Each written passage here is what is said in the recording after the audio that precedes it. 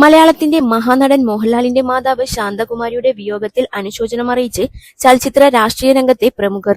കൊച്ചിയിലെ എളമക്കരയിലെ വസതിയിൽ വെച്ചായിരുന്നു വിയോഗം. 90 വയസ്സായിരുന്നു. കഴിഞ്ഞ 10 വർഷമായി പക്ഷാഘാതത്തെ തുടർന്ന് ചികിത്സയിലായിരുന്നു അവർ. അമൃത ആശുപത്രിയിൽ ചികിത്സയിലായിരുന്ന ശാന്തകുമാരിയുടെ വിയോഗ വാർത്തയറിഞ്ഞ് മോഹൻലാൽ വീട്ടിലെത്തി. മോഹൻലാലിന്റെ അമ്മ ശാന്തകുമാരിയുടെ മരണത്തിൽ അനുശോചിച്ച് മമ്മൂട്ടി തന്റെ സോഷ്യൽ മീഡിയ പേജിലൂടെയാണ് അനുശോചനം രേഖപ്പെടുത്തിയത്. നമുക്കെല്ലാവർക്കും ഏറെ വേണ്ടപ്പെട്ട ഒരാളുടെ വിയോഗത്തിന്റെ വേളയിൽ എനിക്ക് ഹൃദയഭാരം തോന്നുന്നു.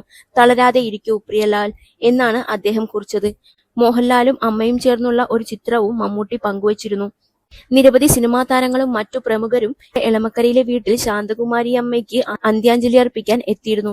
പക്ഷാഘാതത്തെ തുടർന്ന് 10 വർഷമായി ചികിത്സയിലായിരുന്ന അവരെ കൊച്ചി അമൃത ആശുപത്രിയിലാണ് പ്രവേശിപ്പിച്ചിരുന്നത്. മരണവിവരം അറിഞ്ഞയുടൻ നടൻ മമ്മൂട്ടി അടക്കമുള്ള ചലച്ചിത്ര ലോകത്തെ കൊച്ചി എളമക്കരയിലെ വീട്ടിലെത്തി അന്തിമോപചാരം അർപ്പിച്ചു.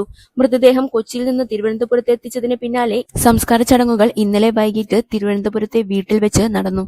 മരണസമയത്ത് പരിചരിക്കുന്നവരായിരുന്നു ശാന്തകുമാരിയമ്മയുടെ ഒപ്പമുണ്ടായിരുന്നത്.